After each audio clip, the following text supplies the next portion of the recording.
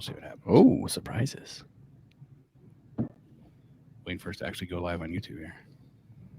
I just got the notification.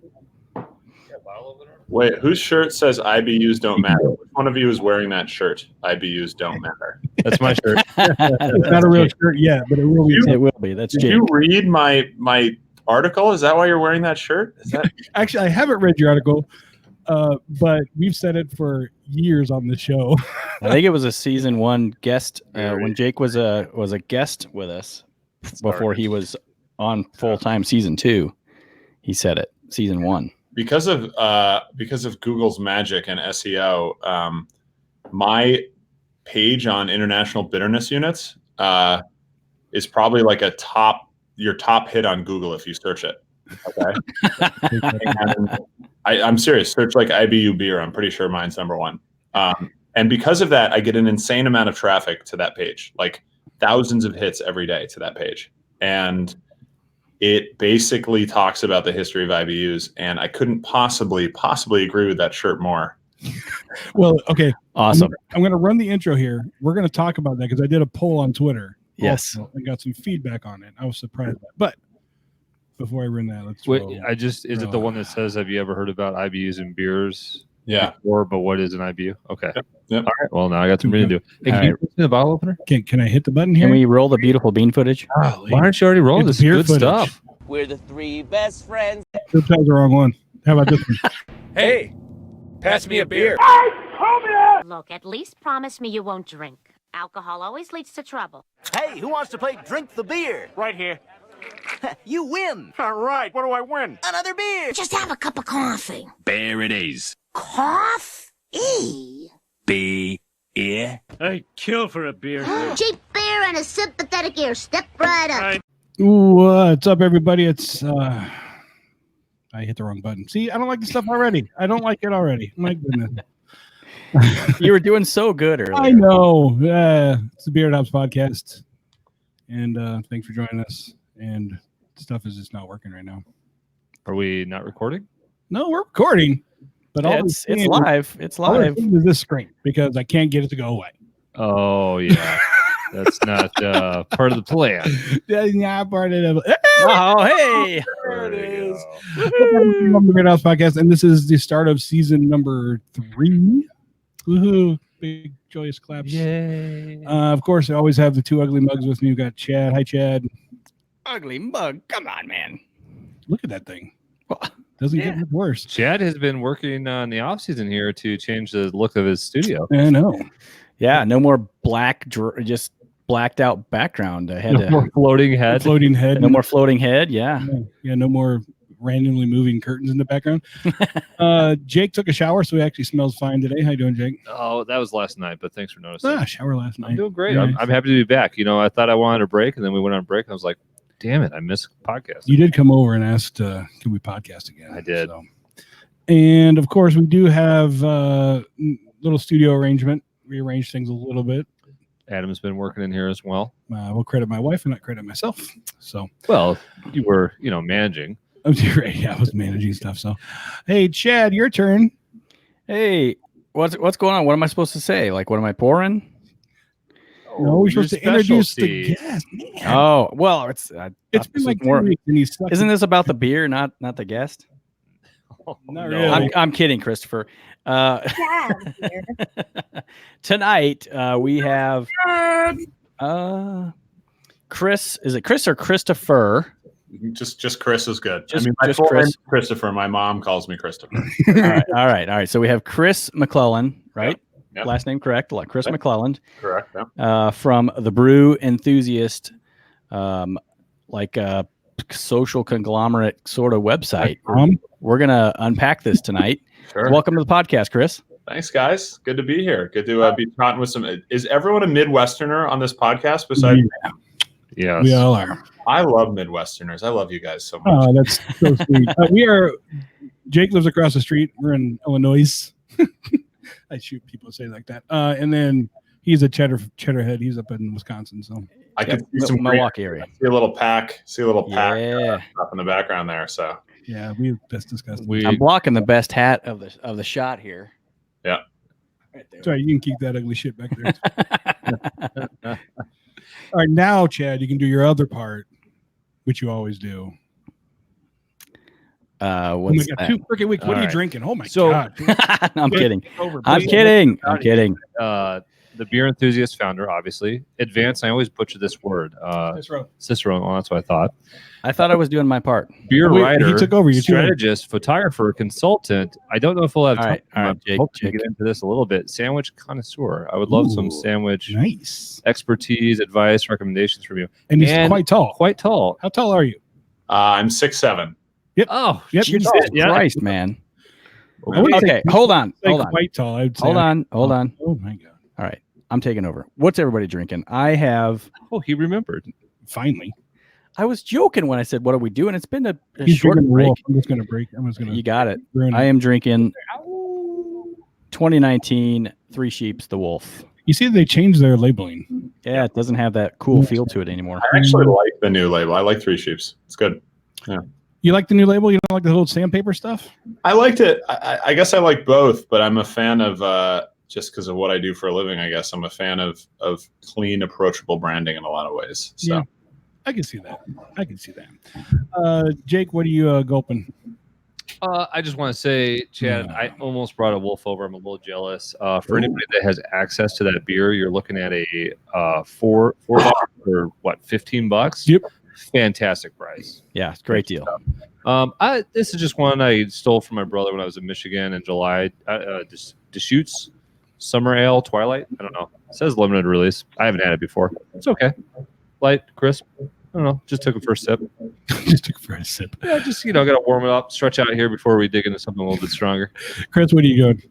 right now, I grew up in Vermont, and I was just in Vermont this past week, so I'm drinking a Scrag Mountain Pils from Lawson's Finest Liquids, which is their new Pilsner. So Lawson's is famous for making a beer called Sip of Sunshine, which is a famous double IPA they make. I love the name of the brewery. Lawson's Famous Liquids. Is that what you said? Lawson's Finest Liquids. Lawson's Finest. That's a cool name. Is Do they it? do beer? What's that? Are there any other liquids they do besides beer? They're a brewery, man. They make beer. It's fantastic. But they've been around for a while. They're a little over a decade in Vermont. And I'm a big fan, and every beer they make is incredibly high quality and delicious. So I try to drink it whenever I can. Is Lawson the name of the owner? Is it the name of the town? Yep. So the Lawson Brewery, so Lawson's Finest Liquids, which is the name of the brewery, is owned by Sean and Karen Lawson of Vermont. Okay. Yep. Ingenious naming right there. It is. It's a good Shout out to the Lawsons. Exactly. Shout out.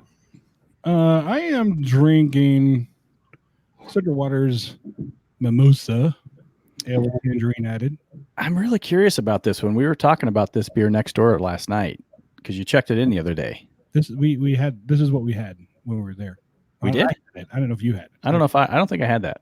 Yeah, and they said they were finally releasing it. So it's a Brute Pilsner and a New England IPA blended together with tangerines. We had it when we were there. We did the interview with them, had it on draft, and it was amazing. I almost lost it in my pants. That's how good it was. Out of the can, it's good. Not nearly as good as it was there, though, but it is still good. So I like it. Tasty shit. Okay, Jake, do you want to start the interview now? Like you already tried to start, and then Chad rudely interrupted you. Rudely. Well, Jake from State Farm. I just wanted to sort of list off the qualities of our guests. So you already went through how tall he is. You got that part and the sandwich part. So that's 75% of it. In fact, I actually didn't get to pick Chris's brain on sandwich expertise, which we can get to that in a minute. That's a topic I am passionate about. But before we do that, I honestly, Chris, I don't know a ton about the Beer Enthusiast. Adam turned me on to this. I've been Brew. See, I did this a million times. I think I wrote on YouTube and left it there for a while. That was the beerenthusiast.com. And then I went to I'm going to check him out, blah, blah, blah. Nope, that's not him. And I was like, Brew Enthusiast. Damn it. Yeah, Brew Enthusiast, not beer. Yep. Did I say beer? You said beer. Yep. Oh, shit. Yep. All right. Sending people a different Hold on. I got a drink for that. Oh, damn. We got to come up with some sort of drinking game while we're on the podcast. But then everybody will just make the mistake so they can drink. I mean, with you guys, it's But I was on here. I don't really understand what I'm doing. Are you a consultant? That's not a shock for anybody. I don't know what I'm doing. I'm. So if you want, I can kind of kick it off if you want just a little background here on what's going on. Yeah, definitely. That would be fantastic. Help Jake out. He's an idiot. Chris McClellan's life. So currently, just to give you a little more context, I guess. So I live in New York City. I'm in Brooklyn right now. And I currently, and have for the past 4 years in my day job, I work for the Guinness Brewery here in the U.S. So I work as a senior ambassador for Guinness. I helped to start a marketing and education program for Guinness here in the U.S. And I have for the past 4 years. So my current job is to teach people about beer, teach our internal sales teams and distributors across the country about how to sell beer, how to approach that conversation with retailers, and then working with retailers and consumers on bigger events and things like that so that people can learn a little bit more about Guinness and hopefully just a little bit more about beer in general. So I have a very small team. We work with our sales teams and everybody else out there, but that's essentially, in a nutshell, my current sort of day-to-day, what I work on. So, man, I did not know you worked for Guinness. Now that just brings up a whole other line of questions. I know, yeah, for sure. There's lots to dig into there for sure. And then on top of that, about 7 years ago now, I started this website, which has gone through numerous iterations. It's actually, I'm glad that we're talking right now. The Brew Enthusiast as it stands is like kind of in shambles just because it's got a bunch of like different things that are going on in my life that I'm trying to launch, which includes, there's a portion on there on the site that you're probably looking at, Jake, that says the Draft Shop, which is trying to be this kind of resource for people to find draft beer line cleaning services and just learn a little bit more about basically best practices around retail standards, which is something I talk about on a daily basis in my work. And so that's a tool that I've done, that I built, that is slowly being built. And other than that, this was and still is very much a storytelling platform and blog, right? So the Brew Enthusiast has always been kind of my voice. I've got lots of different posts that exist on there. Mostly these are because I work in marketing and because I always have in beer. These are mostly slanted toward strategy items in beer, right? So you can see top 4 posts right there, including, why would you ever launch a beer nationally? Stuff like draft lines, basic things like that. And I used to be a lot better about blogging. I'm trying to be better about it again because I really do like writing. But I've got this site as just kind of like a brand home for myself. It's a slowly evolving kind of beast, if you will. But there's a lot of good content on there. And then I actually took off all the interviews that I've done, but I've done over 100 interviews with different breweries around the country. Wow. Just to kind of hear their story, because I think storytelling is one of the most powerful things you can do as a brewery. There are so many good stories out there. The reason you buy the beer you buy is probably because you appreciate something about the story. So it's just kind of all, piles into the same exact thing that I do right now at Guinness and sort of everywhere else, all the other stuff I've done in the beer world. So I've kind of had my hand in a bunch of stuff, but the site is ongoing and I'm active on social media and I do as much as I can in the meantime to stay in the craft world, which is really what I grew up with in Vermont. I absolutely was on here and I was at the Draft Shop and I was like looking up Illinois and I'm like, what am I doing? Like, what am I looking for? Am I putting it in lines in my house? Because I will. Yeah, you should. And I'm going to get this question out of the way about Guinness. Number one, all right. We can talk about Guinness, guys, because everyone has a million Guinness questions too. Well, so. I never ever liked Guinness. I only have one Guinness question. Where do I get another pint? Until I went to Ireland. So I went to Dublin. I went to Dublin for work. Yep. Been there a couple of times. Chad went along one time, and even before Chad came with me one time, I told him you got to try the Guinness there. Like, nah, Guinness isn't that good. I'm like, you have to try it there, and it's different there than when you get it here. And even one time on my trip, I came back. I mean, when I was there for a week, and I drank Guinness like it was water. That's all I landed, went straight to the liquor store, got Guinness, brought home, got into the kitchen, cracked it open, drank it. It's like, nope, not the same. Not the same. Why is there such a drastic difference? So part of the myth, so there's no beer, I think, on earth, I think I can confidently make this claim, that has more myths surrounding it. Sure. Than Guinness, right? Because it's special, right? It's special to a lot of people that drink it on a daily basis. It's been around a long time. This is 260 years this year that the brewery has been around. That is amazing. It is amazing, and they've been making beer the entire time, which is kind of crazy. So Guinness, what I'll do is I'll cut to the chase, and then I'll kind of walk it back really quick. So the number one myth about Guinness in the United States is that Guinness tastes better in Ireland, right? And what I'll tell you is that I literally just ran a training today at one of our top retailers in New York City, and I talked about this exact same thing today. The myth around Guinness tasting better in Ireland, it kind of stems from three things. One is that beer is an incredibly experiential thing, right? So if you're drinking Three Sheeps, like whatever it is that you're drinking, right?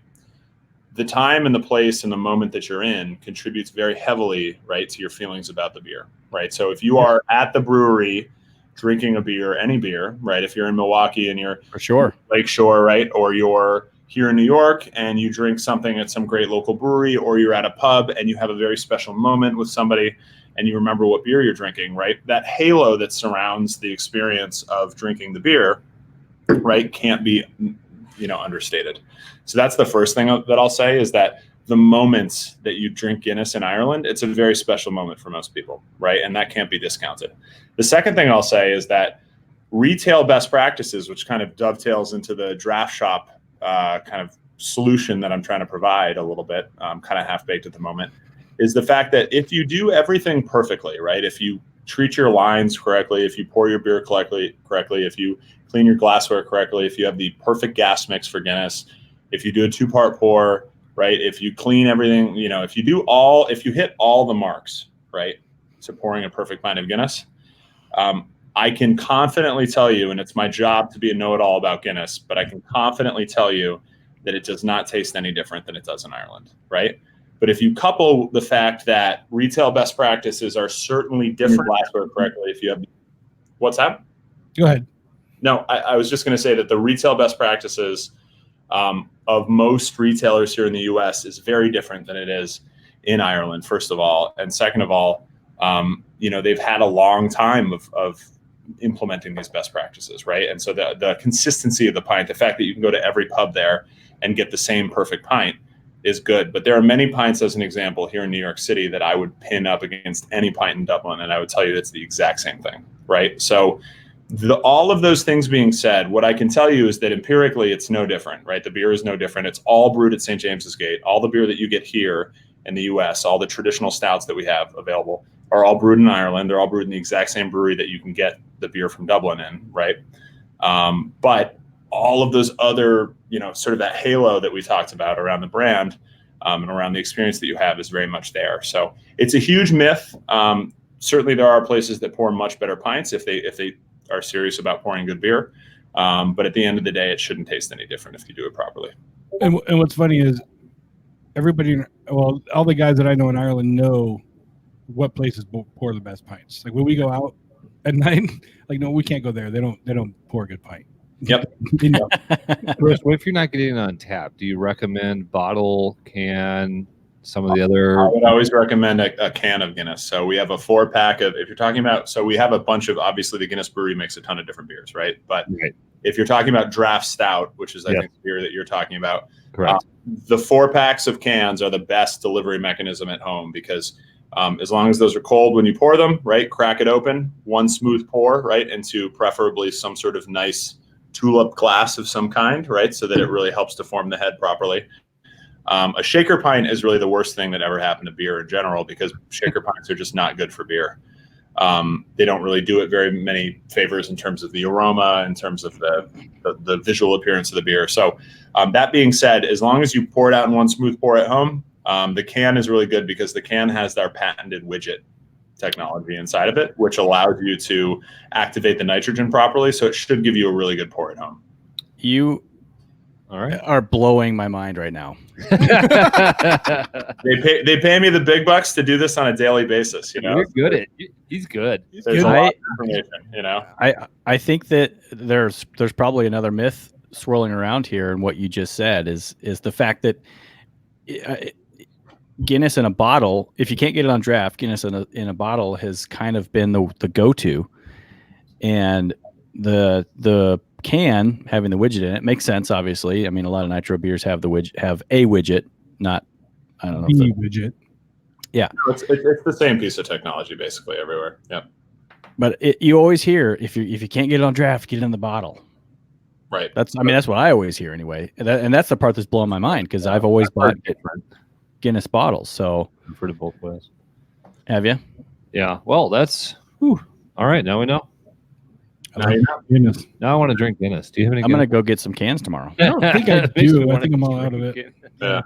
I do have some hard seltzer down there if you want some of that, buddy. You know, When is Guinness going to do a hard seltzer? Are we going to talk about White Claw for the next 45 minutes? Is that our? We're or a Henry's or podcast. Yeah. we might as well be. Jeez, the way they're exploding. it's way. Yeah. We don't talk about that crap. We need to talk about that. Well, there is some beer related news I think is fairly important. I don't want to interrupt the interview. Too late. but- You've already done it. Okay, well then I'm gonna bring it up, but I'm gonna bring it up because I'm curious what Chris thinks of this. So, Gonna overflow. Damn it. AB InBev just made a acquisition. They went after Platform Beer, which was supposedly a very strong up and comer. I myself have not had Platform Beer. Where's Platform from? Isn't this Ohio or something? You're the one reading it. Central. Yep. Yeah. Ohio City. There you go. And just a couple interesting notes. One, this is the largest sort of craft beer purchase in the States since Wicked Weed in 2017, which I like the name. I don't think that was received well. I don't know how that's been doing since. I don't know. I certainly don't see it in stores around here. But anyways, there's been a lot of speculation about why InBev was so interested in acquiring Platform. And, they haven't come out and said why that I'm aware of, but I've seen numerous articles talk about Platform's ability to make the seltzer and how that might be one of their faster inroads into that sort of exploding space. Anyways, Chris, thoughts? Have you seen this? Have you thought about this story at all? I have many thoughts. Do you guys? So I actually do a daily newsletter with the Brew Enthusiast, which is quickly becoming sort of a mainstay with the brand. So I signed up for that. So I'll be the email, the one through email. Yep. So it's just 5 stories every day. So that was perfect. That was actually featured today, and I kind of reserved my there's a bit of analysis that comes along with every story to help people discern what's actually going on in the story, because sometimes it's just like there's too much information. This is the 12th purchase from ABI, right? And when we look at their strategy in the US and we think to yourself, like, they don't have the ability to grow a craft brand or create a craft brand, right? That's not in their DNA. There's no way they can do it. So they obviously started purchasing breweries, right? So they purchased Blue Point and Goose Island back in the day. And then, up to this point now purchasing Platform. I'll be honest, that kind of came out of nowhere. I didn't expect that to happen, but they have so much money, right? Like, they have so much cash. They make literally over half the beer in the US, right, that is consumed is made by ABI. So it can't be understated how much leverage they have, right? How much capability they have. And so if I'm an entrepreneur who's successfully grown a business for a number of years, and then somebody comes to me with a buyout offer that's 10x my revenue stream, right? The first thing I would think is, I've earned this, right? That would be the first. Absolutely. I think that's absolutely fair. Yeah, totally. So that's the first, probably that's the first piece of the puzzle here, right? The second is ABI, because ABI can't grow its own craft brands because it doesn't know how, and it literally wouldn't work, right? So they had a geographic issue, right, with the Great Lakes region in the Midwest, because they have Goose Island in the Chicago region, which kind of speaks to the whole country. That's a 50-state distribution footprint for them. But in terms of a local or a regional brand that they can kind of hang their hat on as a good revenue stream in the coming years, you can bet that they did their research, right? You can bet that they definitely looked at the potential growth of something like Platform and the repercussions of them owning it, right? So you saw that they announced it. I was looking through the Facebook comments, thousands of people saying, I'm done with Platform. I'm not going to drink it anymore because it's not independent beer, right? But with access to AB's distribution network, with access to their revenue stream, right, with access to a bunch of things that only they can provide, I don't see that being an unsuccessful purchase for them, right? So, if you're, hell bent on only drinking independent craft beer, and I completely admire that, I don't have too many fond feelings for any huge beer company that has made as many kind of suspect moves as ABI, right? I have nothing against them. But that's kind of what's going on here, right? So now they have a player basically in every single market, right? So they have Elysian, they have Golden Road, right, in California. They have Elysian in the Pacific Northwest. They have Four Peaks in Arizona, right? I could just keep going. You could just dot the I's across the country. So now they basically have national coverage with regional brands positioned to grow in those areas. So I think that's probably what's going on. But do we? Yeah, no, absolutely. You know, I didn't overlay their breweries with a map when I was reading these articles, but when we had read the book by Josh Noel and we had done our own research on this topic in the past, I mean, clearly part of the strategy was having the regional presence in all areas of the United States. That being said, I wasn't, necessarily sure off the top of my head if they had coverage and if that was a main driver. So I was just wondering beyond that. And as I've said, I've seen some articles allude to that they were also producing the hard seltzer. Is that what we're calling it? That's what it's called. I mean, not what we call it, it's what it is called. Yeah. And my guess too is they'll probably start doing some production at the facilities they already have. Do they have a hard seltzer? I mean, Miller has one. Bon and Viv. ABI makes Bon and Viv, which is the third most popular seltzer in the country right now after White Claw and Truly. So they make quite a bit of it. Yeah. Who makes the Henry's? Henry's hard soda is made by Miller's, I think. Miller, Oh, okay. Miller, of course, not Miller. Yeah. No, yeah. Does Guinness? I would hope the answer is no. Have any interest in getting into this market So that you're aware of? Black Claw. Well, so the Guinness, the Guinness brand will never make will never ever. I don't make those decisions, but I can pretty much guarantee they'll never ever make a seltzer.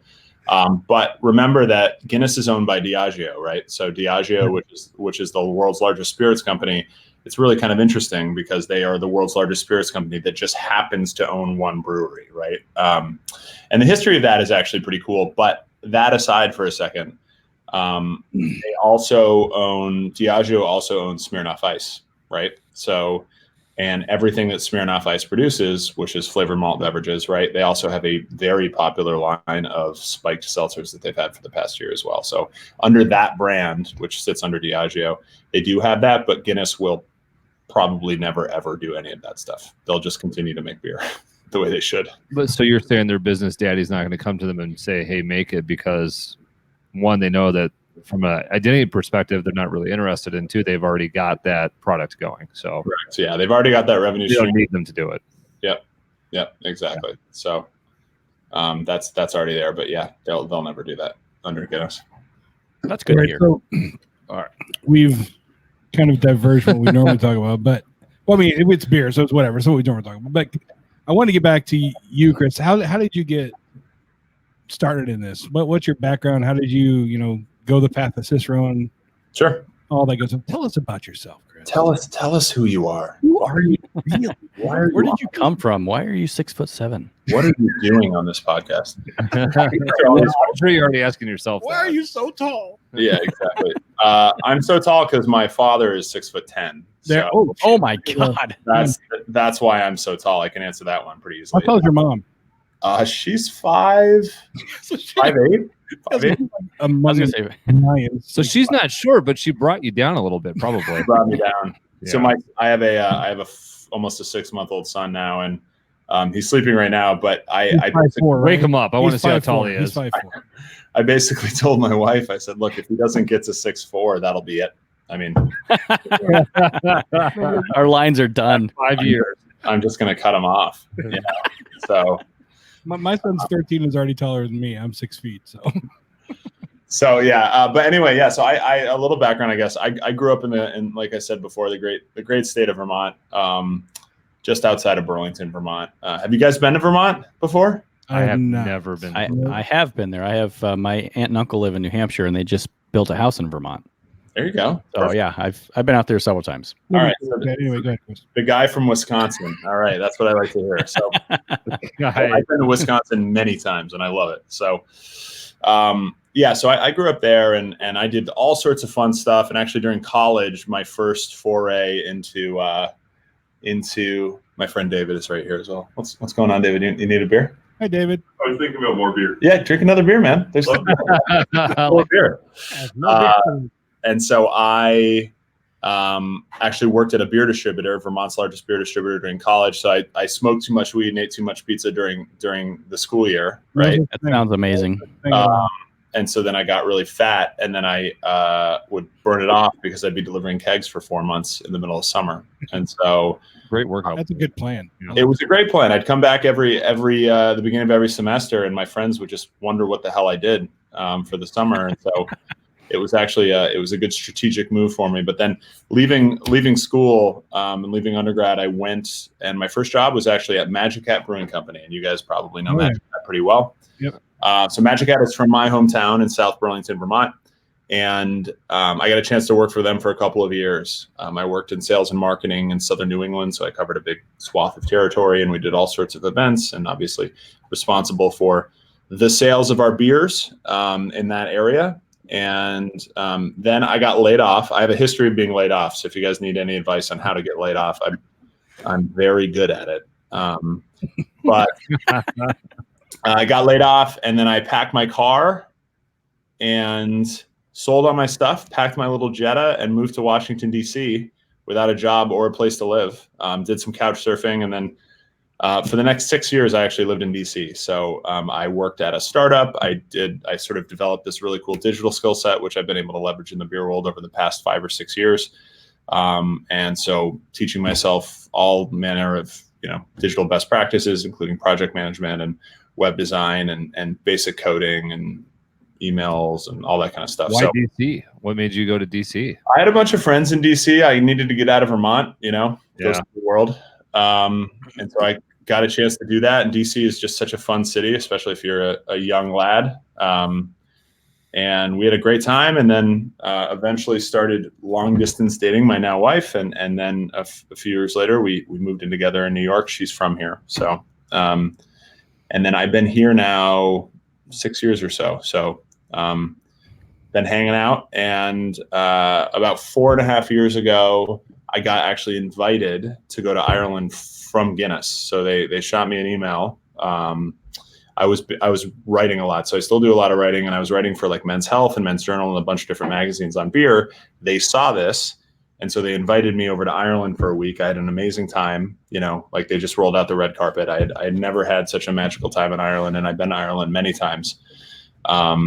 And got a chance to talk to them a little bit more. And then they said, hey, we're trying to start this educational program here for Guinness in the US. Do you want to help us out? And so I got a chance to kind of scope out what they were looking for and started working for them and built this build this national team of ambassadors, all of whom are at least certified Cicerone or above. And people they're just passionate, kind of very beer focused, beer nerds at the end of the day, just like me.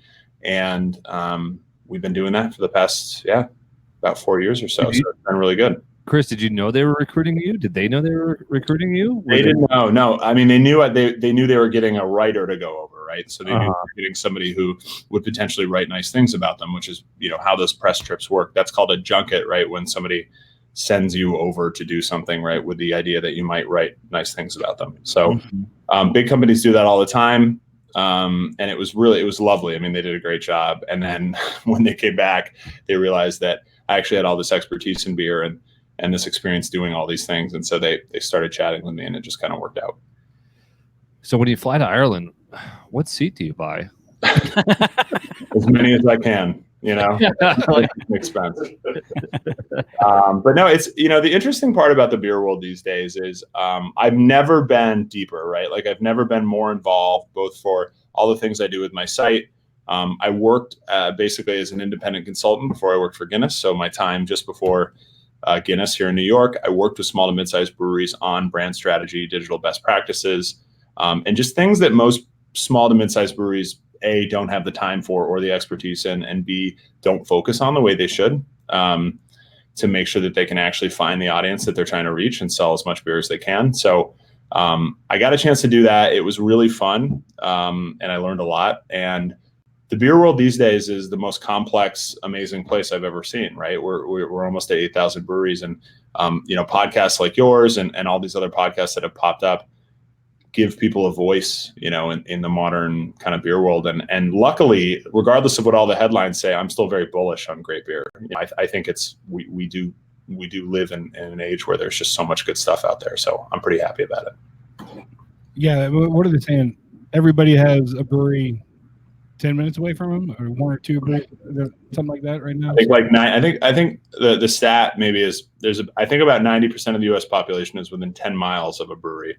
Yeah, which is pretty amazing to think about. I mean, just as an example, I live in a neighborhood called Carroll Gardens, which is here in Brooklyn, and just since I've moved here in the past year, 2 breweries have opened, 3 more are about to open. Right. And there's going to be 45 breweries in New York City alone. Right. So, that's just New York City, to think about, which is crazy because that's still way under indexes compared to a place like Chicago, which has 150 something. Right.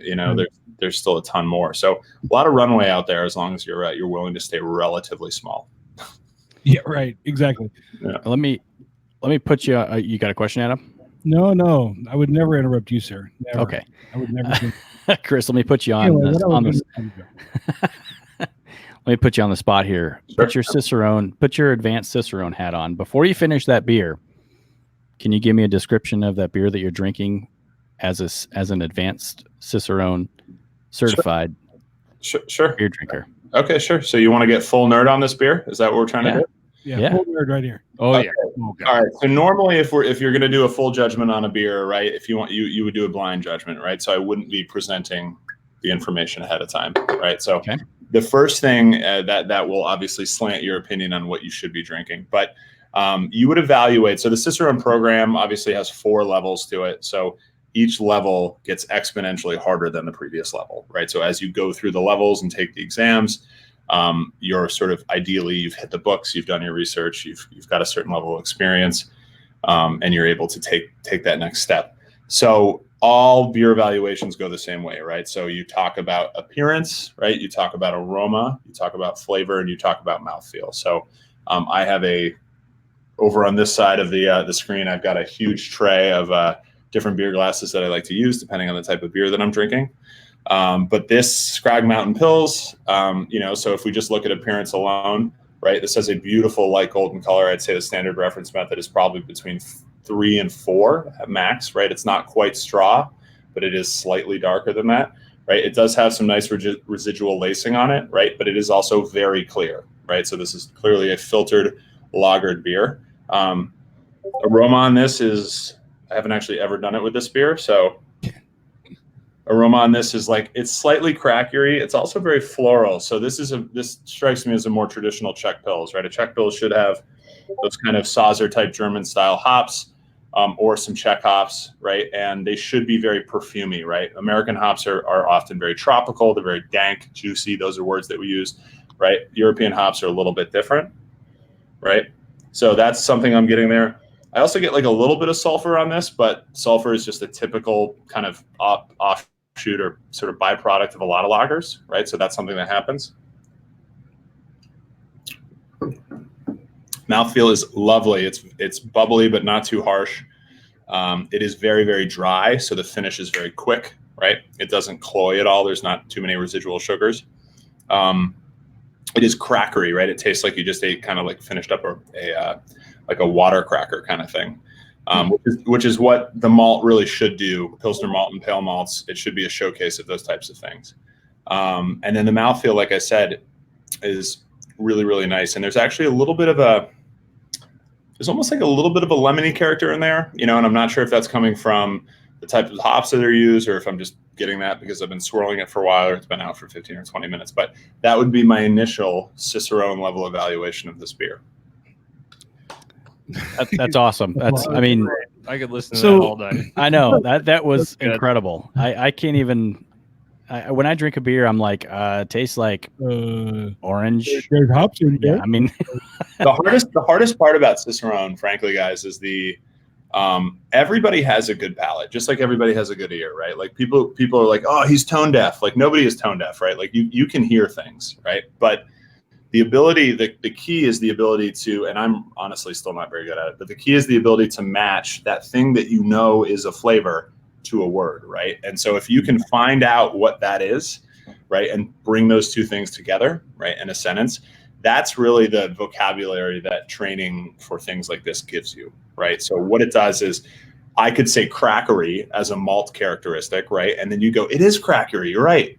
But you knew that already. Like, you already tasted that, right? You just couldn't put it together, yeah. You just didn't put one and one, right? So the key to those types of things is you have to be very proactive, right? You have a very good palate, right? You know what you're tasting, but you just have to think about it more often than you used to, right? So it's all there. You're able to label it, basically.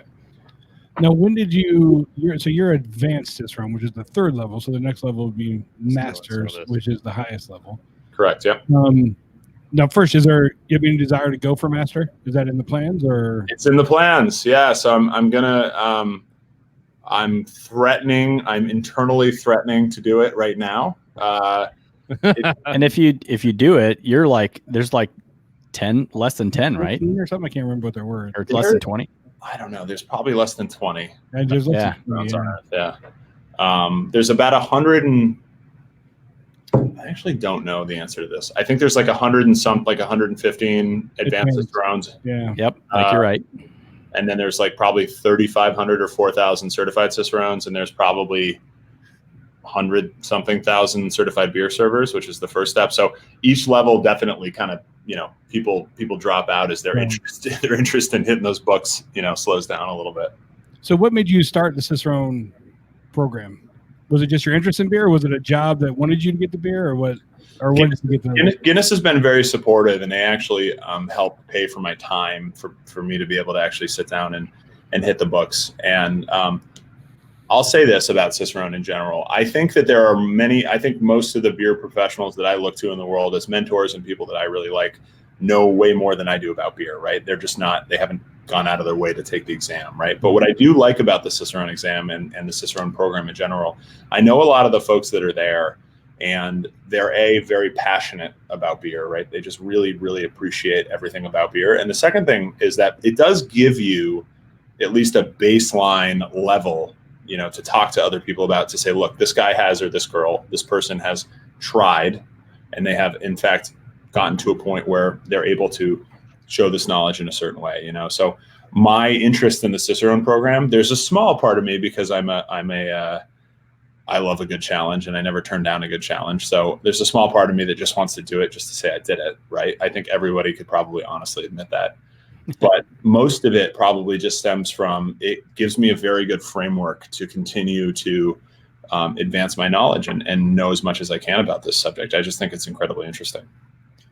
How quickly did you go from, beer server to certified Cicerone to advanced? How much time are we talking between each one? I took, I'd have to probably look at my profile on the website to figure that one out. It's been a while. It was a number of years. I mean, between those, and each level, like I said, each level is noticeably harder than the previous level, right? So certified Cicerone is a lot harder than certified beer server. Advanced Cicerone is a lot harder than certified Cicerone, and then Master Cicerone is insanely difficult. So, and Master Cicerone is what? It's 3 or 4 days, or 2 or 3 days. It's 2 days, but the problem, I think it's 2 days is the exam, but it's only held once a year in Chicago at the Cicerone office in Chicago, and it's very difficult because it just takes everything you've learned could potentially be tested. Right, first of all, and then second of all, it's just essay questions and then practicals. So practicals meaning they could spike your beer with one of 30 off flavors, right? And then you'd have to be able to pull out the off flavor out of the beer, right? So it's that level of nuance that you have to be able to do. I'm not nearly there. It's most people don't pass. Most people don't pass advanced Cicerone either, right? So I guess I got lucky, but it's just it's a good framework for just getting yourself really dug deep, into the business. Does Master have I know Advanced Cicerone has a tasting challenge or whatever exam, right? Does Master have it too? Master Cicerone has about half the exam is a practical exam. right? So the advanced Cicerone exam takes the entire day. It's a full day exam, morning to night. And there's about 6 basically evaluation periods for tasting beer, right? So you have to like identify beer styles, identify off flavors, say whether you would serve a beer, do all these other things. And there's basically 6 tasting portions throughout the day. So there's lots of tasting with the advanced Cicerone. Yeah. Is there any room for error, Chris? Is this like you have to be perfect? Is it like 90%? Like how? The pass rate is, or not the pass rate, the pass score, I think, is an 80. So you have to get an 80 or above to pass. Yeah. Yeah, I've been talking about doing Cicerone for a couple of years now. And it's funny, my wife said, "Who you guys having on tonight?" And I told her you, and said, "What, your advanced Cicerone." And then, of course, I brought up the subject. So when are you doing it? Like, shit, I shouldn't have said anything.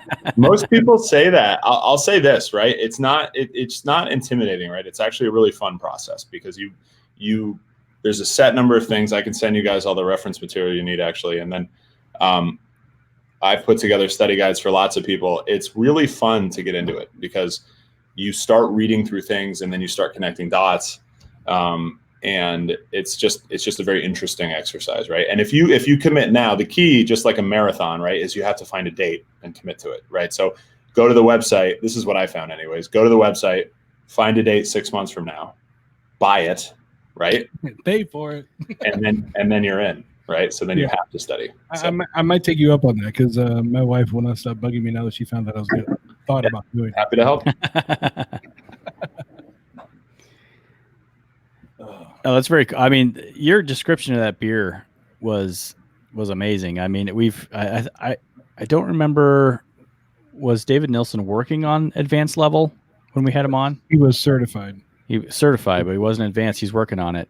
So to hear you discuss, just your description of that beer is, it's almost encouraging to try and work on some of this stuff because. Like I said, I try to describe a beer and it's like, I can't, just like you said, I can't get the words out of my mouth. I know what I'm tasting, but I can't really put it together what actually is coming through to me.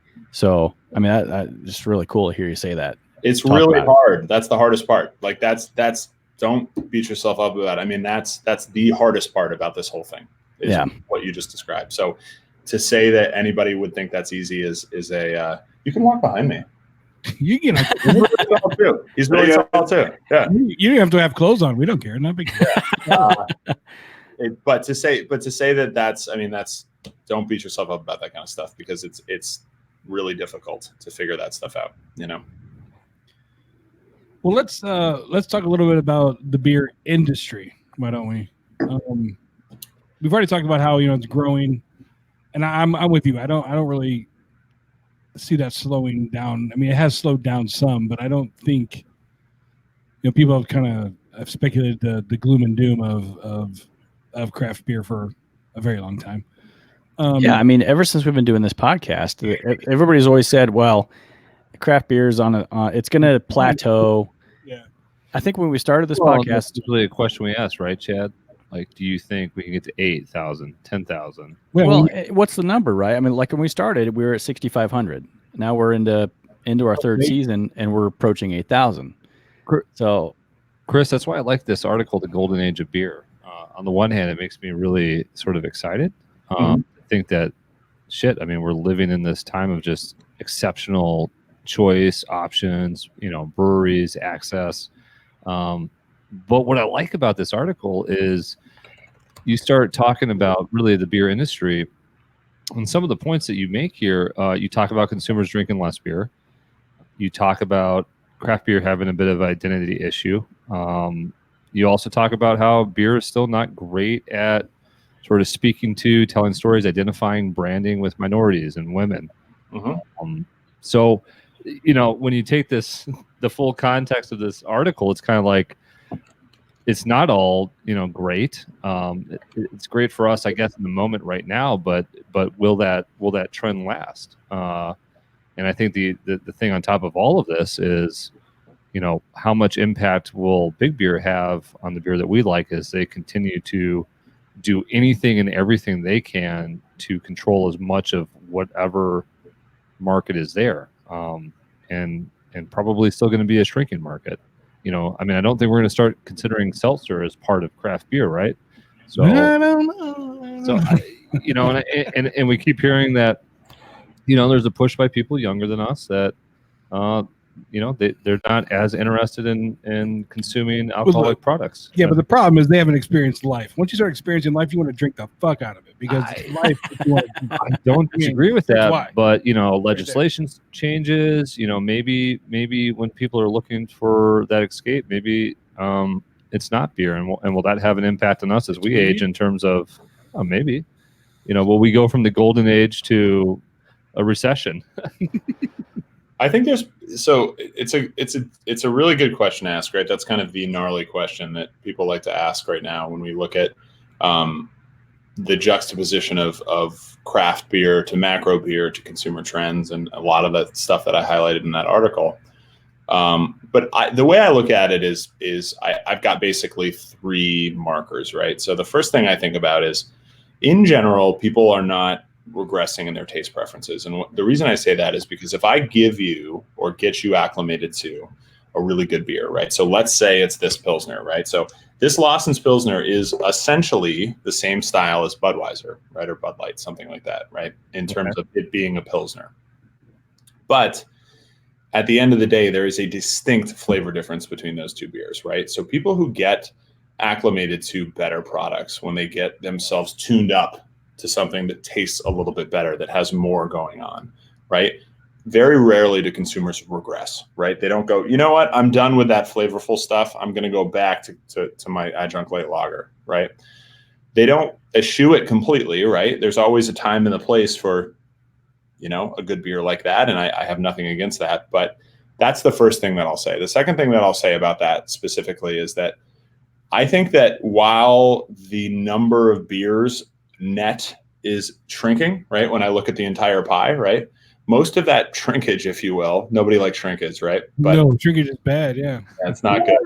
Do women know about shrinkage? Anyway, trust me, they do. Yeah, it's really not good. But the shrinkage in the pie really comes predominantly from that category, right? When you look at who's drinking and how much they're drinking, right? So that's the second thing that I'll say. And then the final thing I'll say, in just specifically in regards to whether big breweries are going to infringe on small breweries' turf, is that they have incredible economies of scale, right? Like it costs Lawson's, right. It costs Budweiser. I mean, roughly speaking, and I'm just making this up, but I think this is probably true, about a 25th of the amount of money it costs them to make the exact same liquid volume amount of beer, right? So that can't be discounted when you actually look at the economies of scale and how cheap and easy it is and how much access to market they have. So there's a lot of those things going on. All that being said, all those factors at play, right? Jake, you mentioned the legislative environment that's changing very much. It's kind of my focus these days looking at the legislative environment, because I think that there's actually a lot of, I think there's actually like a ton of huge, just, anachronistic laws that have been on the books for a long time. Hello, my wife just walked in, guys. You can say hi here. Hello, wife. Hello, wifey. But I think that there's a lot of beer laws on the books right now that are preventing people from actually getting access to the beers that they would otherwise really enjoy, right? So I think that regardless of whether you're a domestic drinker or just a local craft drinker, a lot of these laws are just old school and they should go away. And I think that, as the years progress, they're slowly fading away. Yeah. Texas finally just allowed to go beer sales from their breweries. Breweries could not sell beer to go. Oh yeah. Breweries until just recently. Right. Yeah. Actually, we're very well. Yeah. We have Texas a good friend in Texas law. that the first time we went down there and visited a brewery and Tops tried to take one. Nope, can't take one. We're like, what the hell? Like, you can't take a beer to go. Yeah, and so there's all of those factors. And so when I say that we're in the golden age of beer in that particular article that you referenced, all of those factors are at play. But the good thing is that people really like beer, right? People go to breweries consistently. People talk about beer. We're on a beer podcast right now, right? There are so many occasions for drinking good beer.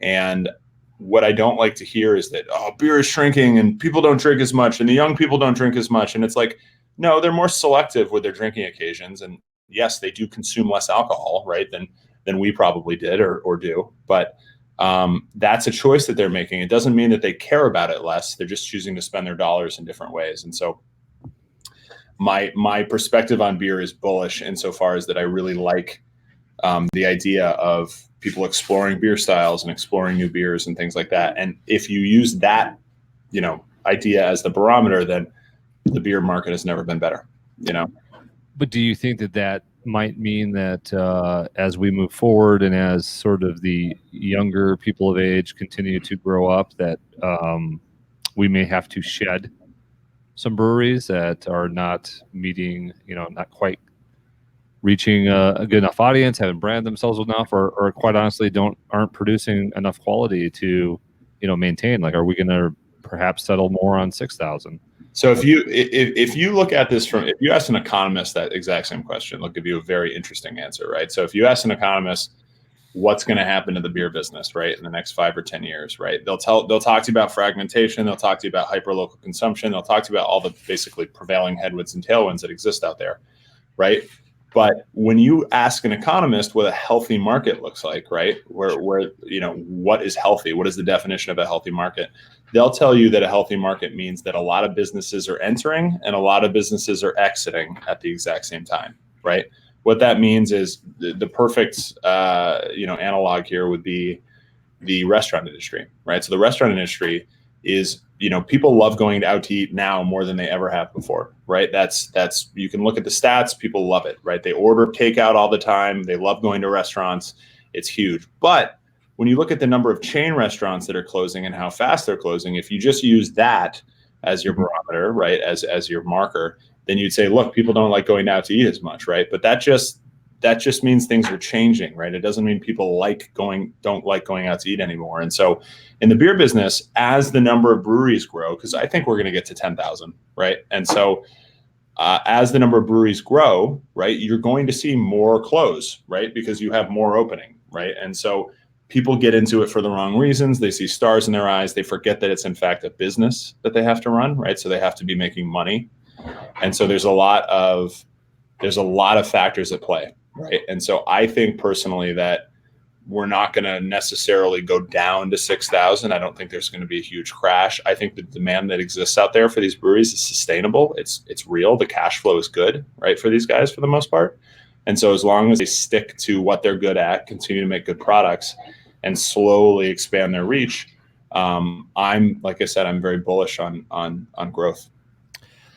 I think the thing that's difficult, though, for people in the market now, let's call them smaller to mid-sized breweries, and somebody that's looking to start a brewery, is the distribution. When these guys really are the ones that turn me on to, craft beer, let's call it. When I got turned on to that, I was sort of under this impression that we got turned on. Jeez. Well, when I awoke, it was like the Matrix. Like I was plugged into just domestic beer. I wasn't awake. And you're right. Yeah, we totally pulled you out of the Coors era. Once you go, I was in like a little Coors pod, Coors latte, just floating in Coors beer, and I didn't know. And you're right. I mean, once you go forward, I can't go back. Nope. I don't disagree with that at all. But can't take the blue pill. I thought we would have more access to different breweries, and I thought that we lived in a place being north of Chicago here that we would have said access. And my experience has been it's still, from a distribution standpoint, a very regional experience until you get to, it doesn't have to be InBev, but like a Founders or something like that has the ability to produce and to reach far. And so for me, it's almost frustrating because we talk to so many people and we have so much fun with people that we meet. And I can't get the beers they're drinking without setting up some sort of, trade with them. It's just not available. And who were we talking to, Adam, that said, you look at these distributors and they want to be loyal to who they're serving now in their states. They don't, if they're going to make room on their truck for somebody new, that's somebody they're kicking out. And it's not necessarily Central Waters said that. Yeah. Yep. Not necessarily a big beer person they're kicking out, but it's somebody that's getting kicked out, and maybe it is somebody that's local, that's part of that community. So I to me, that is sort of challenge for anybody that's trying to grow or somebody that's trying to enter. I think that there's that's another great point to bring up in terms of access to market. So, if you asked me what the formula was to selling beer, right, I tell you a good product for a great price available where I buy my goods, right? So that's how I sell my beer, right? That's how you sell beer. And so if I can't get one of those pieces of the formula, right, the other two are very difficult to get to sort of jive with, right, to sync up with. Now I could take if I would play the devil's advocate here just for a second, Jake, just to please, no, go. Just to kind of open it up. I am very vocal about my dislike of franchise laws and just the distribution system. I think distributor consolidation, which I could go on for hours about, is a huge detriment to us as beer drinkers in this business. Absolutely. But if I was, well, it's like state law, Chris. Like there's some states where you can buy the distribution. Yeah. Like, yeah. Well, there's a lot of different laws across a lot of different state lines, right? And so you have to. It's just a web of nonsense out there. But if I was a distributor on the north, like anywhere in north of Chicago, right, and I went to wherever, whatever grocery store, right? Not even Binny's, right? So like let's not use the epic beer stores for a second. Right? Let's just use your typical, grocery store, right? And I just stuffed the entire beer aisle full of as much craft beer as I can get my hands on from whoever would sell it to me, right? That would be a very, very short road to failure for both the distributor and for the grocery store, right? Because unfortunately and fortunately, right, what we forget is that for you, it would be great if you had better access to those products, right? But you have to remember that most people are either ambivalent or ignorant, right, to the idea of craft beer, right? 85% of the beer consumed in this country is still adjunct light lager, right? And so the money makers, whether you realize it or not, for these breweries or for these distributors and for these retailers out there, most of it still sits right in those categories. And so I agree with you. Access to market is a hugely relevant issue.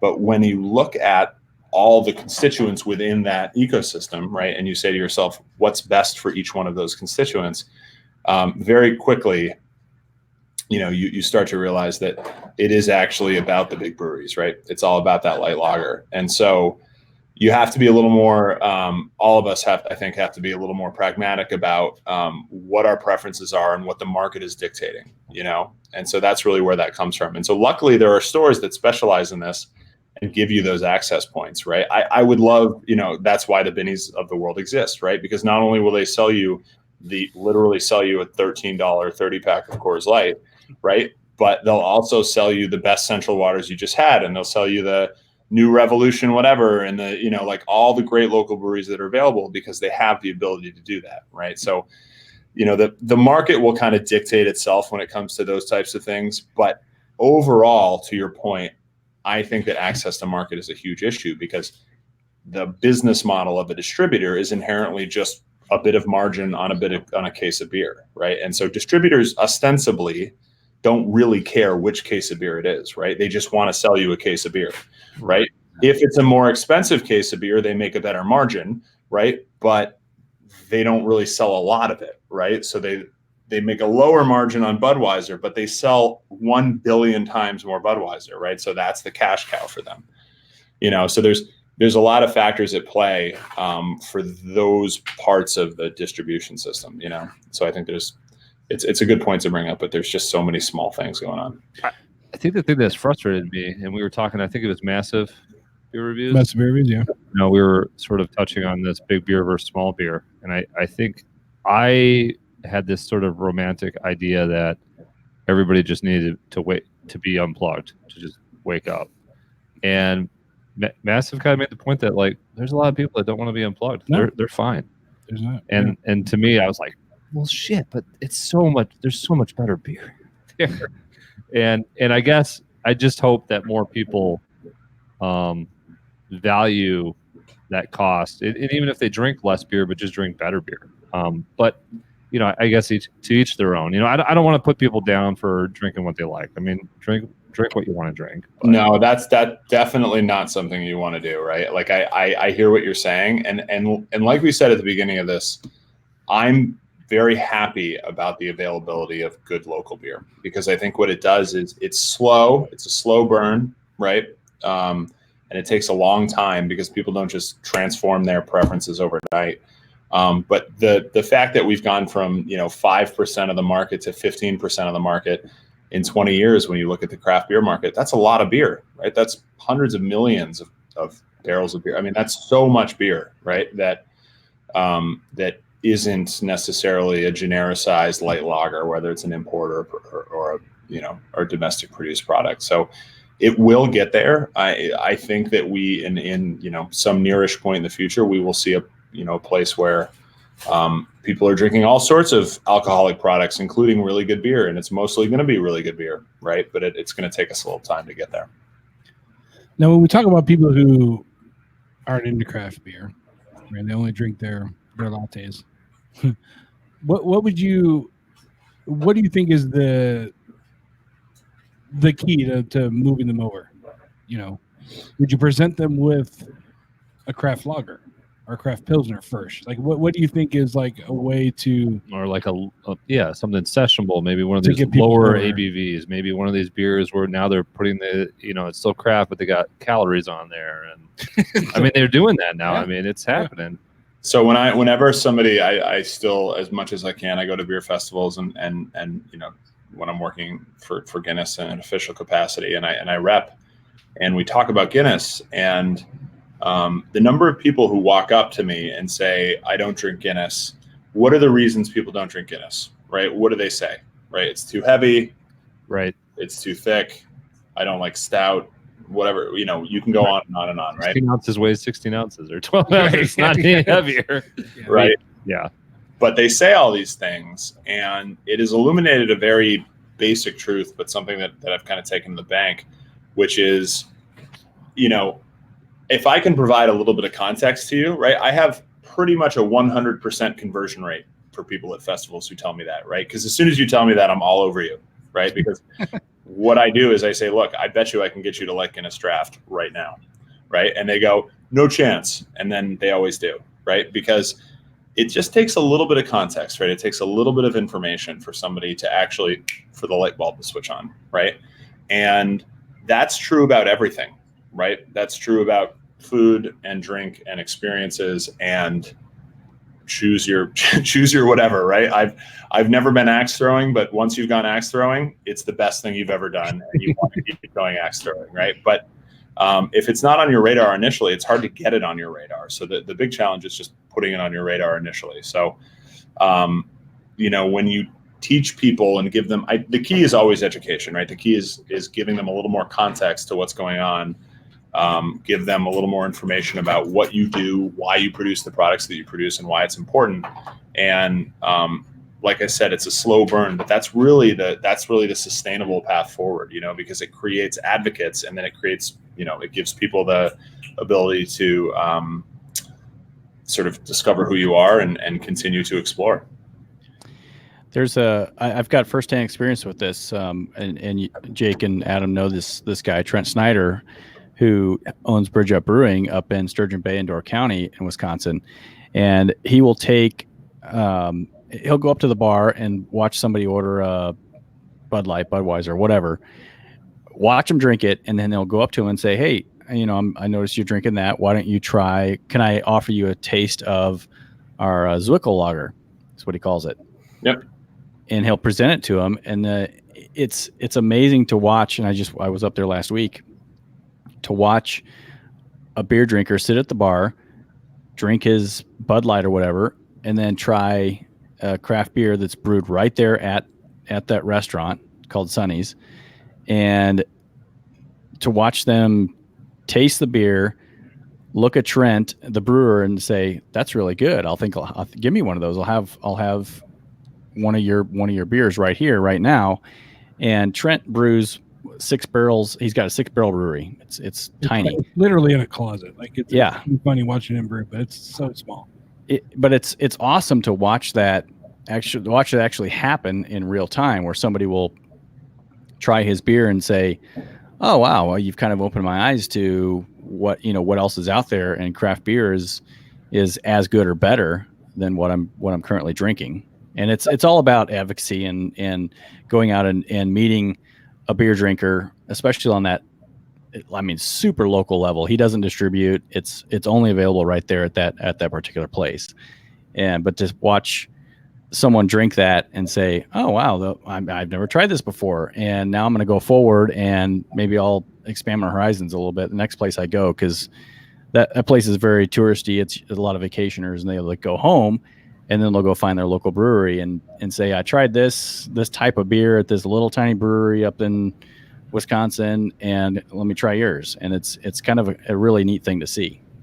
It's great. That's been the discovery process, I think, for most people, and I've seen that exact same thing happen probably hundreds of times at this point. Whether it's with a beer I know intimately like Guinness, or a beer that is close to my heart, something that I grew up with. But it's amazing to see that discovery process, and all of the other market factors aside for a second, when push comes to shove, there is no amount of clever experiential lifestyle marketing that can possibly compete with one person talking to another person saying, this is why I brewed the beer, or this is why I drink this beer. You should try this beer too. Right. That's the most powerful, moment there. So. And that's something you can't get from the big, the Budweisers and the Millers. You can't. And that's why I love craft so much. It's like we've all said before, it's the story. It's the person behind the beer. I can walk into a brewery and 9 times out of 10 I can talk to the brewmaster or even the owner. They're there. You can't get that. And Trent's a great example. He'll go out there and just sit with everybody else while everybody's drinking and talk with everybody. It's pretty cool to see. It's good to hear that the brewer likes to come out and talk to people. A lot of brewers don't like to do that. It's honestly, it's one of his favorite things. I mean, he absolutely loves. He calls himself a brewer for the people in Door County, Wisconsin, and it's the feedback that he gets from someone that says, yeah, I mean, it's good. Maybe I don't like it. Maybe I could try this or try that, or whatever the taste is. He's getting that feedback and saying, all right, well, maybe I'll try something else next time. And he's brewing on such a small scale that he can take that feedback and adjust it and immediately yeah. and present it again. And, get somebody to say, oh, well, that really is good. So speaking of Trent and Bridge Up, in September, we're actually going up there and going to be brewing with him. Yes. A Bearded Hops brew. So that's great. Yeah, that'll be a lot of fun. He's been amazing. So, if I was a distributor these days, I would be. I feel like I'd be a little bit, making no money because I would be a little bit worried because of the hyper local industry that craft beers become, and distributorship is not as important as it used to be. I mean, they're still going to have distribute the big guys. Of course, they have to be able to deliver that everywhere because it's still the majority of what people drink. But you're taking a beer that's brewed at, it's brewed right here. I can drink it right now. And it's something special when you go there and drink it. I'm not really going to worry about not getting it at home. When I go back there next time, I'm going to have that beer because it's so good, having it right there. Yeah. Beer distributors in general. So the NBWA, which is the National Beer Wholesalers Association, is actually an incredibly powerful lobby in DC, right? They have a lot of influence over the legislative agenda and sort of priorities that exist out there, right? That is a fact. That is not my conjecture. That is just true. Okay, so that's the first thing I'll say.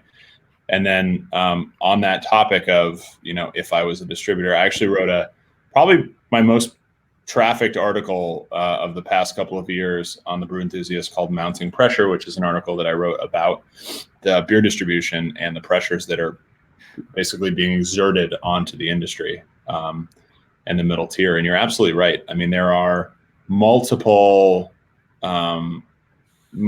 different layers of pressure that are being applied to the middle tier. And the most relevant is obviously just the changing beer laws, right? Texas and the to-go beer law, right? Like these little bites at the apple are continuing to take away volume from distributors. And the business model of a distributor is obviously just selling cases of beer. So they need to become a little, I think they need to, in general, become a little bit more relevant. And become a little bit more proactive about the way that they go to market and the way that they offer value to the people that they do business with, right? So specifically their retailers, right? Because it is still a good model, right? Big breweries, if you get to a certain size, it doesn't make sense for the most part for you to be both a brewery and a distributor, right? Distribution is a completely separate business, right? It's dirty and it requires trucks and logistics and all this other stuff that is not within your set of core competencies as a brewery, right? A brewery makes beer and they're very good at that. And in some states, it's against the law. Once you get to a certain barrelage, you have to go to the 3-tier distribution. Almost every state. Yeah. Almost every state. That's true. Once you hit a certain threshold, you have to go with the beer distributor, because the beer distributor, and remember, that's a direct result of powerful lobbying efforts at the state and national level, right? Yeah. That's where that comes from. Right? Because otherwise, if you just let market forces go and didn't require somebody to use a distributor at any volume level, right? That would be very different, right? So the reason beer distributors were put into place post-prohibition, right, was to prevent unfair competition, right? But at this point in the market, right, it's kind of a ridiculous law that's in place, right? And I'm just trying to be as objective as possible when I say that.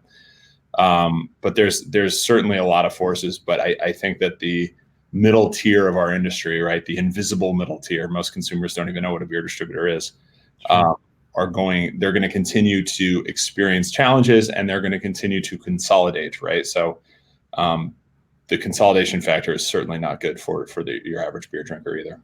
Yeah. Speaking of consolidation, what's your thought on craft beer? Consolidating. We already saw Dogfish Head and Boston Brewing. Those are probably the two biggest ones that I can think of that joined forces, I guess you would say. You think that's something we're going to be seeing a lot of or more happening, these medium to large breweries kind of joining together to become one giant brewery type of thing, or is that just an anomaly? No, the problem is that a lot of breweries, that you're specifically referring to, invested a lot and took on a lot of debt at the wrong time, right? So there are a lot of breweries out there that have notes that are being called by the bank, right? And they're investors. And so they need that cash flow. They need that money coming in. And so whatever way that they can figure out to find more efficiencies in their business model, and more specifically, just make a little bit more money, they're going to, right? Call a spade a spade. Boston Beer bought Dogfish Head. That's exactly what that deal was, right? Exactly. Yes. Yeah. No matter how they spin it, that's exactly. Yeah. No. So it was an equity deal. It was a stock deal. Call it what you want, right? Sam Calagione made a bunch of money, and Boston Beer bought that brand. So the idea is, in that case, that makes a ton of sense, right? Because Boston Beer has a lot of cash, because most of their revenue stream actually comes from not beer at this point, right? But they don't really have anything resembling strong beer brand, right? But I mean, Sam Adams is floundering. They are hemorrhaging equity across the country, right? But what Dogfish has is they're kind of cash poor, but they have tons of equity in a growing brand and Sequench and a lot of their other IPAs. And so that is a marriage made in heaven, and that makes a ton of sense to me. The kind of collective that you're talking about too, I think that you're referencing, right? So like Victory Brewing Company and Southern Tier coming together. You've got Canarchy, which is like Oscar Blues and a bunch of and Perrin and a bunch of those other breweries coming together under one kind of legal umbrella, right? Yeah.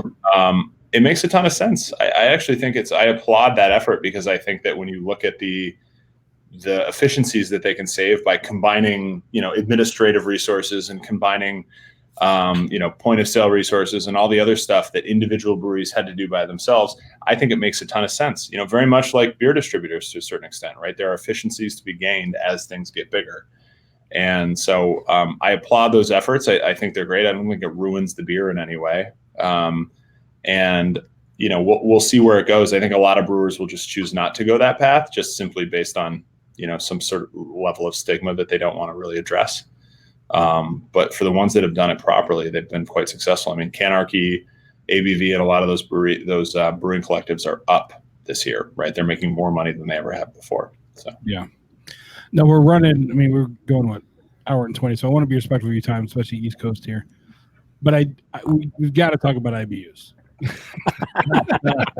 we have said, I think it was way back. I think it was season 1 where we did the Pliny the Elder, which is like what, 100 IBUs or whatever. Yeah. And then we tried another beer. I don't even remember which one it was. That was Two Hearted. That was like, was it Two Hearted? Smells Two Hearted, yeah. was it two? Yeah, it was Two Hearted. And when you compare those, what's Two Hearted IBUs? I don't even It was remember. like 60. Was it? No, it's the same. I think they're both 100. The same. All right. That's why we compared them. Is that why we did it? Anyway. No. My brain Anyway, don't we work. tried them and we're like, one's completely different than the other. Bitterness factor. The bitterness factor is like, so then ever since then, Jake, of course, is the IBUs don't matter. And that's why we have a picture of him let me just saying IBUs don't matter. clarify. I don't need to clarify. I'm not saying they don't matter in terms of consistency of producing a beer. I'm saying they don't matter in terms of how they are marketed and how people think of them. That has been my sort of contention for a couple of years now or something. And it frustrates me when, especially when you have somebody that's a novice beer drinker and they're, they see something like that. They're like, oh, well, this is going to be way too bitter for me. It's like, well, let's try it. We don't know that. So that's been my frustration, really. Well, yeah, but they put it on cans, they put it on bottles, and It's really up to the brewmaster, though. it's just so misleading. well, the prime example is my wife, who forever, she would never drink an IPU. She would have to start with a Coors Light, Miller Lite, and then the IPAs were her second beer. And she would always look at, but once she learned what IBU stood for, it was bitterness, she would always look at the IBU on the can. Like, oh, that's too many. I can't drink that. And then I sat her down and I gave her 2 beers with the same IBU, had her drink them, and she was blown away by how one was completely not bitter at all, one was more bitter. And now she drinks pretty much anything you put in front And that's of the her. other thing, they associate, My wife's an alcoholic. again, people That's what I'm saying. go for their She needs IBUs, high IBUs with IPAs. They're like thinking of some, I don't know, bitter West Coast or whatever they think, but they think that's all IPAs. It's like, that's not. There's so many. I mean, I don't even think IPA is a category anymore. I mean, it's it is a category. It's it a wide is. one. But But before Chris, I asked you about your article and your thoughts on it. I did put a poll out the other day. I don't know why I did this. I answered. We've been talking. I know you did. We've been talking about this for Evs, but I did put do IBUs really matter? And so It was just a simple yes or no. Yep. Well, actually, it was yep or no. Oh, okay. Yep or no. A simple yep or no. I actually like that more than yes or no. Yeah, like, yep, no. And we got 127 votes, which I was surprised by. But 68% said nope, 32% said yep. And we had some people saying, well, yes, it does matter if this or if that. We had some people, saying, well, it matters, for me because if it's one guy said it was too high IBUs, it upsets the stomach. I don't know. What is your take on IBUs? Do we need them on the bottle? Is it important? And in according any way, to shape, or Google, form? you are the expert. So Right. Yeah. Google says so. IBUs. When you look at IBUs, the history of IBUs, why they exist, right? IBUs are used as historically 2 things. It's a very important measurement, right, at the brewery level for both quality control and consistency of product, right? So when you talk about IBUs, right, that is when that metric is important, okay, because it gives breweries, right, a metric, something to measure that allows them to put out a very consistent product, right? It's something that it's one of the marks that they can hit, right, to make sure that the beer they're producing is up to spec, right? So when they're brewing, they're looking at the IBUs to make sure that this batch is consistent or the same as the last batch. Is that what you're saying? I'll give you. We'll pick on Guinness again here just for a second because it's a perfect example of this. Okay, Guinness makes roughly 3 million pints of Guinness Draft every single day at St. James's Gate. Okay, damn. So they make a lot of beer, right? Making a lot of beer consistently is incredibly difficult. Mhm. All right, to make the malt, the free amino nitrogen content of the malt changes a little bit, from batch to batch, and the availability of the hops that we use changes from batch to batch, and the water can change because it rained a lot for the past month, and that can affect the mineral calcium carbonate content of the water. Right, there's a million factors that go into it. Right, so as breweries scale and as their products get more popular, right, it's important that the products stay high quality and stay consistent, right? Because otherwise you miss the expectation with the consumer. And then the next time they go to have a Bell's Two Hearted and it doesn't taste like Bell's Two Hearted, right, it's a very off-putting experience, and then they don't buy it again, right? So in terms of the brewing science, in terms of the application, right, of these measurements, it's very, very important. But the thing is that people got the idea that IBUs were an important consumer-facing piece of information, and this is when you lose it, right? This is when you kind of lose the argument, because whilst IBUs are a generally good or generally indicative of the bitterness level, right, they're measuring an empirical thing, right? You can measure the number of isomerized alpha acids and other polyphenols and proteins that make up, right, the bitterness measurement of an IBU. You can measure those in the beer, right? So an IBU is an empirical measurement, right? It's not a subjective measurement. It's not how soft is this shirt, right? It's actually how many bittering chemicals or how many bittering compounds are available in the beer, right? So when you tell somebody that there is 100, right, parts per million, right, of iso alpha acids inside the beer, right, that's a pretty myopic bit of information to get as a beer drinker, right? That's not really very relevant to your experience drinking beer. Right. But the problem is that those two, the idea of, and this gets into the idea of perceived bitterness versus measured bitterness, right? So perceived bitterness is what you actually taste, right? How bitter something actually tastes to you, right? Regardless of what the science says, regardless of what the IBU count says, right? The example I like to give, just because this is the most pertinent, right? I think I referenced in that article, I'm not looking at it, but I think I referenced Sierra Nevada Pale Ale, right?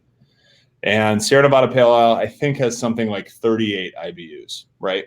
If you were to use a descriptor to describe Sierra Nevada Pale Ale, I would probably use bitter as one of the descriptors, right?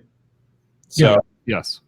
bitter would be a good example. Not overly bitter, but bitter is a primary attribute of that beer, right? If you were to drink Guinness Draft, right, and have a pint of Guinness, would either of you use the word bitter typically, do you think, to describe the beer? I would not. No. No. No. So that's where we lose the IBU thing completely, because Guinness Draft has an IBU count of 45. Okay, Sierra Nevada has an IBU count of 38. So empirically, Guinness Draft is more bitter than Sierra Nevada, right? But it doesn't taste more bitter, right?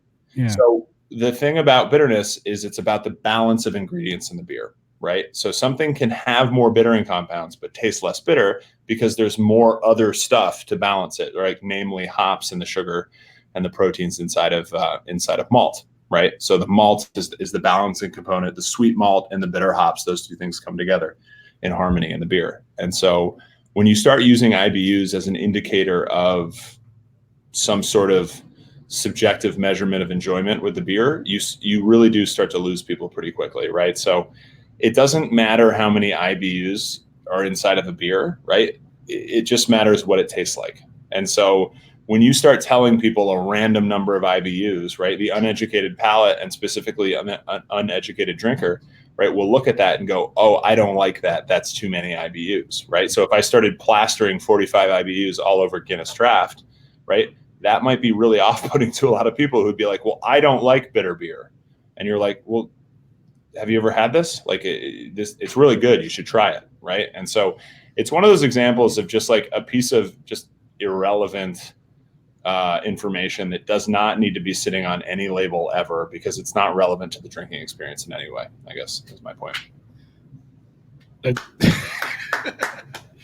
Finally. Expert people. That's an expert. That's right. Saying what I've been saying for years. Chris, do you have a favorite style of beer right now that just at this moment you're reaching for, or you're stocking, you're going for? Like you see one in the store that you haven't tried, but it's that style. And you're like, hey, well, I'm going to grab this. I am just crushing as many delicious, tasty Pilsners as I can get my hands on at this exact moment, because it's August and I want delicious, tasty, perfect Pilsners. But I had a pint of Guinness earlier today. It was great. I had an IPA yesterday. It was great. I had an alt beer the day before that was fantastic. I've had a goes this week. So I guess I'm all over the map. So maybe the answer is no. I don't have a favorite. It's funny, Chad, which I don't know, he dropped, so I don't know where he went, but Chad and I have been on this mission over the past, I don't know, 6 months or so to try and find a craft lager and or pilsner that is as consistent as like the big guys, right? That is as close as possible on price. Yeah. Which is, your craft is not going to meet the price point of a Bud Light or whatever. And I think the closest we've gotten so far is like the Lakefront Lager. It's pretty good. I like the Slightly Mighty. Slightly Mighty. So it's because for us, that's how we can give to people, that we know that are not into craft. So Midwest lagers. I've been jamming on Bell's Lager the Lakes right now for the past couple of weeks. Yeah, that's a good one.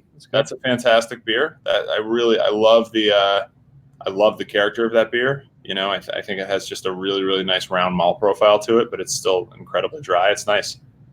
I think they're all day IPA, or no, is that Founders? Founders all day IPA is like a huge one that everybody seems to be loving. Well, I mean, that literally defines that style category, So that is everywhere for sure. The style I'm loving is the Brutes. Anything with a Brute, I will buy it and try it. And I love the Brute IPAs. This Brute Pilsner by Central Waters is good. I'm loving that. I know it's not going to stay around long, but I'm going to drink it while it's here. The style I'm loving is anything that's 10 plus ABV. Right. Yeah. He's not so much a style. Chris, I could sit here and keep picking your brain. I have so many more questions about your job that interest me. I would love to get your take on maybe NA beers. But I know we're up against the clock. One last thing I just wanted to ask. Yep. Long week. Maybe you've had enough beer. Is there something else you reach for that's not beer? Do you have another favorite, another go-to, another type of alcohol or anything really? Yes. So I drink 3 liquids on a daily basis. So I drink beer, I drink water, and I drink coffee almost exclusively in my life. But okay.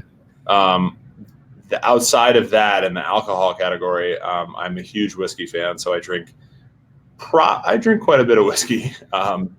And I really love that too. So I've got quite a whiskey collection here. It's actually the most modest it's been in years. But I like exploring and being with people who just really appreciate that, whatever it is that we're drinking at the moment. Right. So I don't have a lot of expertise in wine. I really like good wine. I like drinking good wine with friends who like drinking good wine, and I will do that. I rarely buy a bottle of wine, right? I'm not really going to get a glass of wine out unless that's what we're doing, right? So the influence of friends can't really be underestimated in that circumstance. So I'm very influenced by the people around me. So if we're drinking gin and tonics, let's do it, but that's really what it's all about. Awesome. Chris, thank you so much for being on. You're very knowledgeable. You're very articulate, very personable. I really enjoyed this. I just made all that shit up, guys. Like none of that was true. Well, right? Fake it till you make it, man. You're killing it. So. We'll edit that part out when we actually close it. No, but thanks for the invite. It was a pleasure. Yeah, hang out with us here for a little minute. We'll do the outro here. 1 second. We're the 3 best friends that anyone could have. We're the 3 best friends that anyone can have. And we're always gonna hang out. Yeah. We lost him. Well, I got to end the broadcast. Oh. No, we're not live. Chad's power went out. There's a storm.